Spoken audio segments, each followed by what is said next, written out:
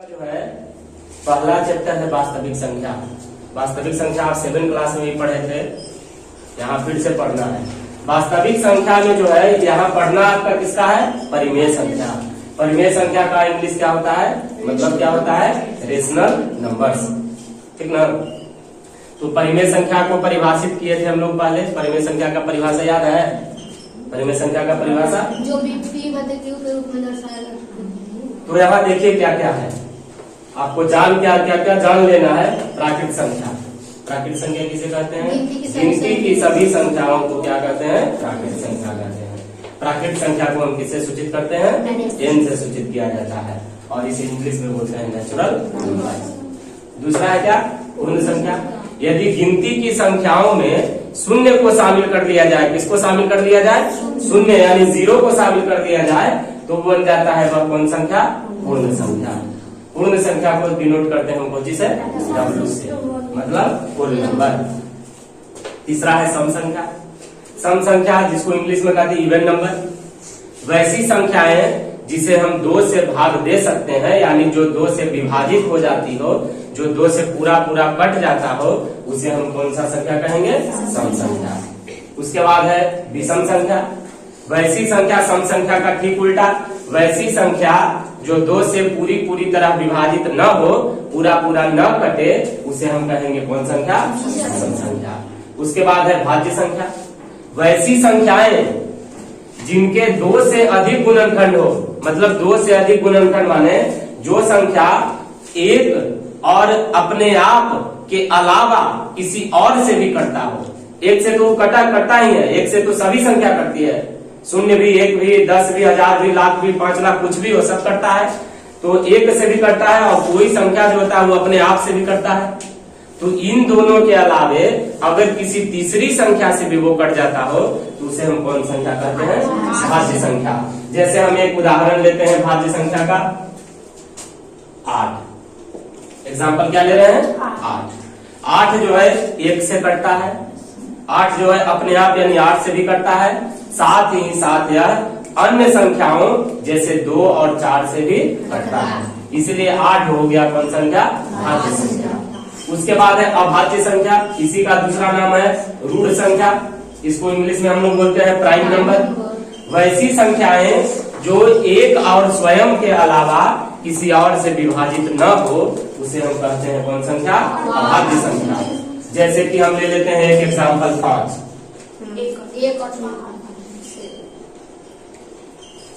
ले लिए। तो 5 जो है वो 1 से कटता है, और साथ ही साथ अपने आप यानी 5 से कटता है, लेकिन इसके अलावा किसी और संख्या से, इसीलिए 5 हो गया कौन संख्या, अभाज्य संख्या। पूर्णांक, पूर्णांक का तो मतलब ही होता है पूर्ण अंक। पूर्णांक मतलब पूर्ण अंक यानी पूरा यानी पूर्ण संख्या। 1 2 3 4 5 6 7 8 9 10 1000 10,000 5 लाख 20 लाख जो भी हो, पूर्णांक का इंग्लिश होता है क्या, इंटीजर। क्या बोलेंगे, इंटीजर। उसके बाद है सह अभाज्य संख्या। अभाज्य संख्या का ही एक है यह रूप, सह अभाज्य संख्या। यदि 2 अभाज्य संख्या ऐसा हो, ठीक ना, तो उनका HCF 1 हो, HCF क्या हो, 1 हो, तो उन्हें हम सह अभाज्य संख्या कहते हैं। जैसे कि 7 और 5। 7 और 5 कौन संख्या कहलाएगा, सह अभाज्य संख्या। 7 और 5 का अगर आप HCF निकालना जानते हैं ना, HCF हाईएस्ट कॉमन फैक्टर, महत्तम समापवर्तक। तो 7 और 5 का आप मसा निकालिएगा, HCF निकालिएगा, तो आंसर कितना आएगा, 1। इसीलिए 7 और 5 या 5 और 7 जो है कौन संख्या होगा, सह अभाज्य संख्या। सह अभाज्य संख्या, सह का इंग्लिश हो रहा है यहाँ को, अभाज्य मतलब प्राइम संख्या का को प्राइम नंबर। याद होते जा रहा है। उसके बाद है पूर्णांक, जो ये भी आप पढ़े। तो पूर्णांक 2 तरह के होते हैं, एक धनात्मक पूर्णांक और एक ऋणात्मक पूर्णांक। आगे चल के अभी हम पढ़ेंगे एक संख्या रेखा के बारे में। तो संख्या रेखा में जो है 0 जो होता है शून्य, मतलब उसको ऐसे नॉर्मली आप देहाती में कह सकते हैं क्या, कि अगर आप किसी से कर्ज लिए हुए हैं तो आप ऋणात्मक है, माइनस में है, और अगर किसी को आप दिए हुए हैं तो क्या है, धनात्मक में, प्लस में। तो धनात्मक संख्याएं माने गिनती की जो संख्या है 1 2 3 4 5 6 7 8 9 10, उसके आगे अगर प्लस का चिन्ह लग जाता है, ठीक ना, धन चिन्ह, धन माने प्लस, जोड़ का चिन्ह लग जाता है तो उसे हम कहेंगे पॉजिटिव इंटीजर, धनात्मक पूर्णांक। ठीक है, जैसे कि हम यहाँ दे दिए +8, धनात्मक पूर्णांक। इसी का ठीक उल्टा ऋणात्मक पूर्णांक। यदि पूर्णांक संख्या में या पूर्ण संख्या में माइनस का चिन्ह लगा दें 0 को छोड़कर, तो उसे हम कहेंगे कुछ ऋणात्मक पूर्णांक। अंग्रेजी इसका क्या हो जाएगा सर? Negative integer. उसके बाद बच गया सर भिन्न। किसे कहते हैं? भिन्न का परिभाषा नहीं याद है, कह रहा है क्या? बोलिए, भिन्न किसे कहते हैं? जैसे बट्टा के रूप में वैसे होगा। भिन्न कहता है क्या सर कि यदि दो पूर्णांकों को भाग दिया जाए तो जो भागफल मिलता है उसे हम भिन्न कहते हैं। यदि एक पूर्णांक को दूसरे पूर्णांक से भाग दिया जाता हो तो जो उसका आंसर आता है, जो रिजल्ट आता है, उसे ही हम क्या कहते हैं सर? भिन्न कहते हैं। जैसे कि आप एक पूर्णांक लीजिए, कोई पूर्णांक बताइए, 5, ठीक है। एक दूसरा पूर्णांक हम लेते हैं कुछ 7, तो 5 को 7 से भाग देना, तो 5 में 7 से भाग पूरी तरह से लगेगा नहीं, तो भाग के लिए हम क्या करते हैं? पहले का नियम, भाग माने आई 7 को क्या लिखेंगे? यही होता था, 5 में 1 से गुना हुआ, क्या हो गया? 5, अब बटा नीचे क्या हो गया? 7। यह 5/7 बन गया क्या सर? आया समझ में? मतलब परिभाषा फिर से सुन ले, यदि एक पूर्णांक को दूसरे पूर्णांक से भाग दिया जाता हो तो जो परिणाम आएगा, जो आंसर आएगा, जो उत्तर आएगा, उसे हम क्या कहते हैं सर? भिन्न कहते हैं।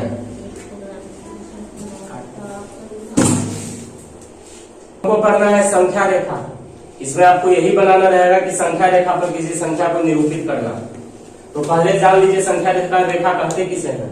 तो बोल रहा है कि संख्या रेखा को हम वास्तविक रेखा या वास्तविक संख्या रेखा भी कह सकते हैं, जिसका उपयोग जो है वास्तविक संख्याओं को प्रदर्शित करने के लिए माने दर्शाने के लिए, दिखाने के लिए किया जाता है। माने संख्या रेखा जो है ऐसी रेखा है जिस पर वास्तविक संख्याओं को दर्शाया जाता है।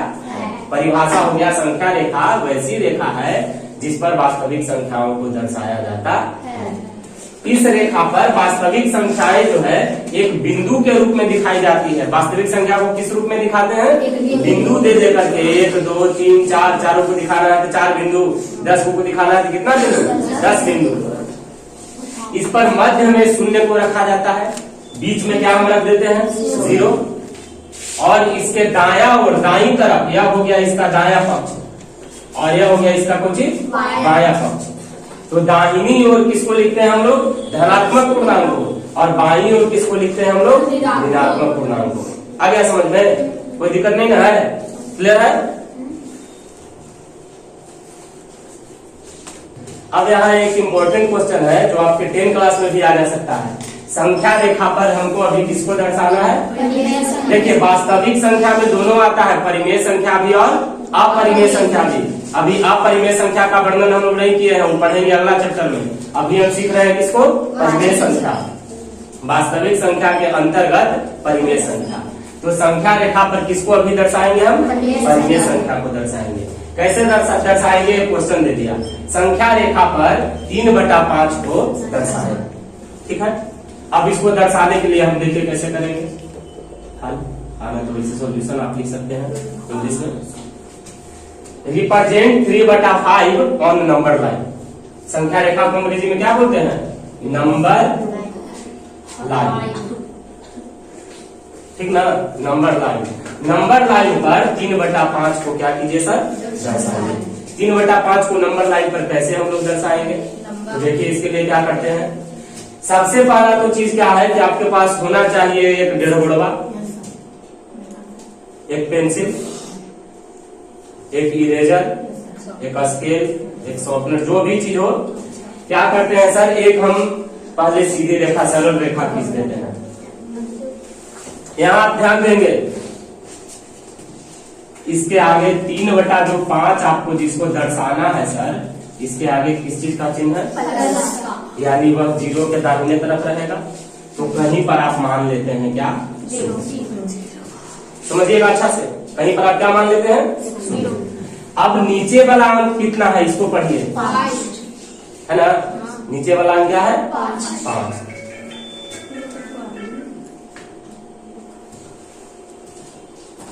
3/5 में चूंकि नीचे वाला अंक बड़ा है, इसको बोलते हैं अंश, इसको बोलते हैं हर, तो पहले से आप जानते हैं।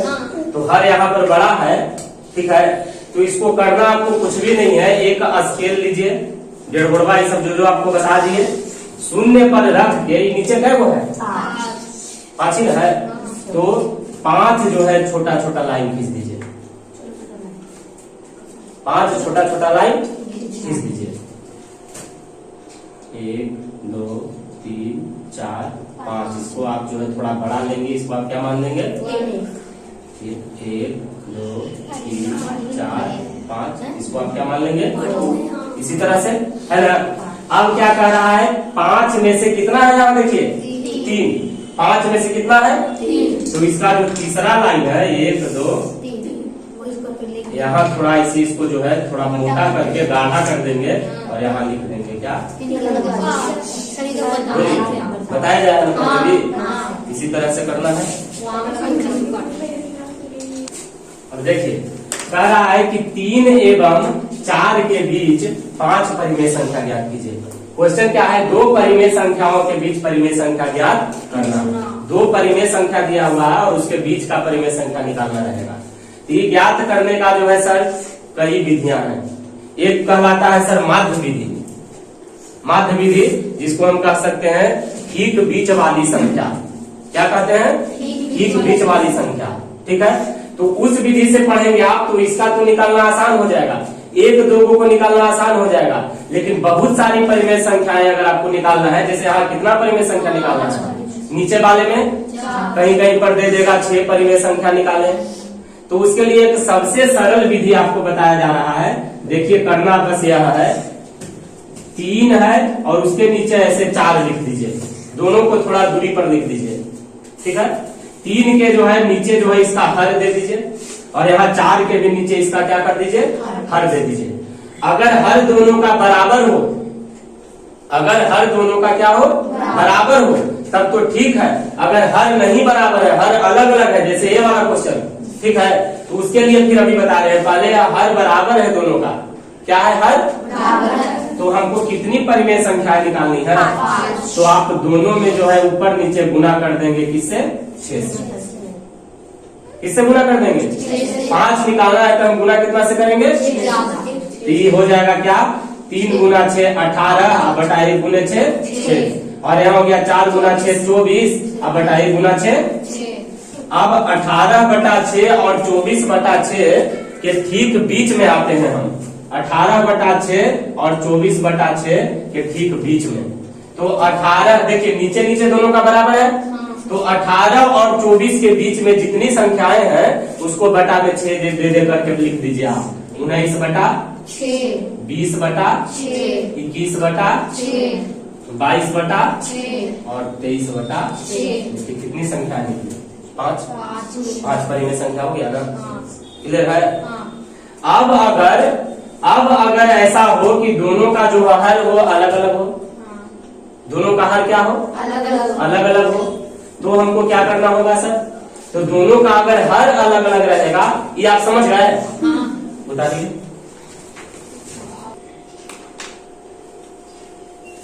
अब देखिए दोनों का हर जो अलग अलग है, तो उसमें बस आपको एक स्टेप और बढ़ा देना है। कितना स्टेप बढ़ा देना है, कैसे बढ़ा देना है, ये जो 1/3 है, तो इसके नीचे में क्या था, दूसरे वाले के नीचे में 5, इसमें पहले आप गुना कर दीजिए 5/5 से, और यह जो 1/5 है इसका जो है गुना कर दीजिए पहले इसके हर से, यानी 3/3 से। तो हो गया क्या, ये हो गया 5/15 और यह हो गया 3/15, हो गया ना। अब हमको कितनी परिमेय संख्याएं निकालनी है, तो हम गुना कितना से करते हैं, 5 से गुना कर देते हैं, 5/5 और यहाँ भी 5/5 हो गया, 5×5 = 25/75 और यहाँ हो गया 15/75, आ गया ना, 25/75 और 15/75। 75। अब क्या कर देते हैं 25/75 और 15/75 जो ये आया है आपका, इसके बीच का, यानी नीचे नीचे देखिए दोनों का हर समान है 75/75। तो अब जो अंश बचा, यानी यहाँ 25 है, यहाँ कितना है 15। तब 25 और 15 के बीच में क्या क्या होता है, जो छोटा 15 है तब 15 की तरफ से बढ़ना चाहते हैं। अब यहाँ नहीं कि 25 से आप 26 की तरफ बढ़ने लगिएगा, यहाँ 15 न है, 15 और 25 के बीच में न है, तो 26 27 करने से गिनने लगेगा। 15 और 25 के बीच में है तो करने लगेंगे 16/75, 17/75, 18/75 और 19/75। 4 ही हमको निकालना था, यहीं तक हम रुक गए। और आगे निकालना होता है तो बढ़ते 24 तक, 25 तो यहाँ दिया हुआ था, 24 तक बढ़ते हम।